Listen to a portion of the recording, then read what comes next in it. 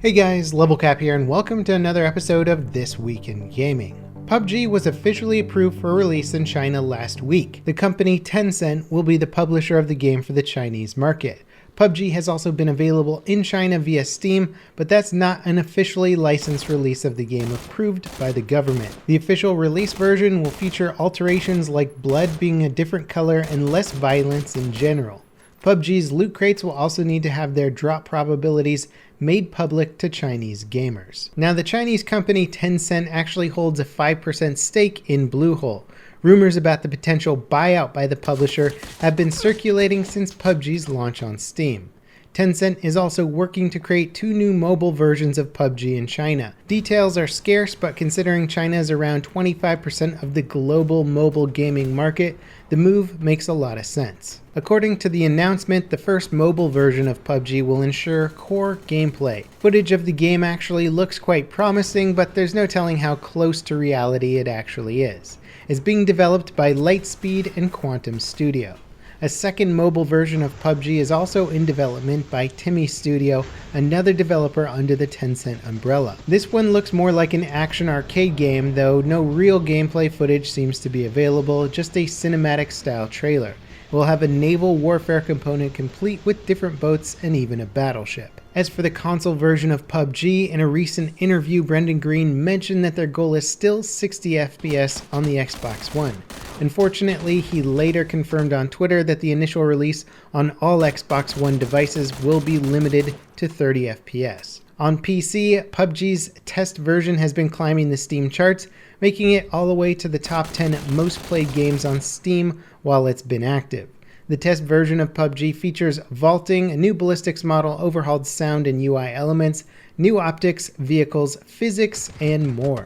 The next phase of testing will include the desert map that Bluehole have been teasing for months. Gameplay footage of the new map will debut exclusively during the Game Awards on December 7th, with the test version likely coming out soon after. It will include a double-barrel sawed-off shotgun exclusive to the map. The beta release of DAYZ will finally be happening in 2018. Well, hopefully anyway. There's a ton of new features and content being added in the release of the game. Some big items are vehicles, helicopters, and base building. And there are many more new things being added or tweaked, like mod tools, a new player character system, and new combat models. The blog post detailing everything players can expect is linked in the video description, so be sure to check it out. Probably the biggest bit of news that announced in the post is that the console version of the game will release in 2018.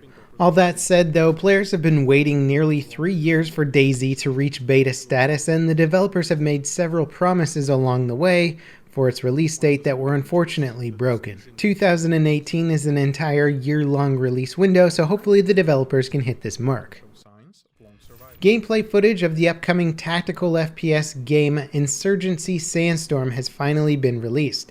It shows a player shooting down a helicopter with an RPG. Sandstorm is the follow-up to the 2014 Insurgency, which itself was based on the Half-Life 2 mod. The game was a huge hit, especially for an indie shooter. Sandstorm is a complete rework of the game in the Unreal 4 engine. Visually, it looks like a considerable improvement over the Source engine version, and hopefully it'll also play just as good, if not better. Sandstorm will be released on PC, PS4, and Xbox One in 2018. Another hardcore FPS, Rising Storm 2 Vietnam has gotten its first major update. The Bushranger update adds an Australian fighting force, 3 new maps, 6 new weapons, the Bushranger helicopter complete with dual M60 machine guns, and a Canberra bomber plane that commanders can use to carpet bomb an area. The update also includes 6 new cosmetic items. A laundry list of tweaks and changes launched alongside the update, many of which are based on community feedback. You can check out the full patch notes linked in the description. Footage of the new game modes and weapons for Call of Duty World War II was accidentally leaked this week. When this specific new content will launch and will it cost money is uncertain. The new modes include Demolition, Control, Infected, and Gun Game. As for weapons, the Sten and Gewehr 43 were also featured. Data mining has revealed a character customization system in Battlefront 2. DICE mentioned it in their AMA that such a system is a possibility, but that it wasn't ready when the game launched. Most of the options are simple patterns or tweaks to the armor design of each faction's soldiers. However, each faction has a selection of skins that totally change the appearance of classes into recognizable races from the Star Wars franchise. Unfortunately for EA, their stock prices have taken a massive hit thanks to the backlash against Battlefront 2. Their shares dropped by $10, resulting in roughly $3 billion lost from the overall value of their stock. That said, their shares are still nearly $25 higher than they were this time last year. Free-to-play hero shooter PALADINS has come under fire after unveiling a new card-based unlock system that will implement in the near future. The major concern is that the win factor of PALADINS will come down to whoever has the best cards. Players that grind for cards will have the upgrades that make them more powerful than players that don't spend a lot of time in game. Each card has 5 tiers that upgrades its abilities. Players can unlock new tiers by unboxing duplicate cards. It will take approximately 43 duplicates to unlock tier 5 on any given card. The tier 5 abilities are significant upgrades from the tier 1 and give players a clear advantage. The reaction, unsurprisingly, has almost been universally negative on both the game's official forums and subreddit.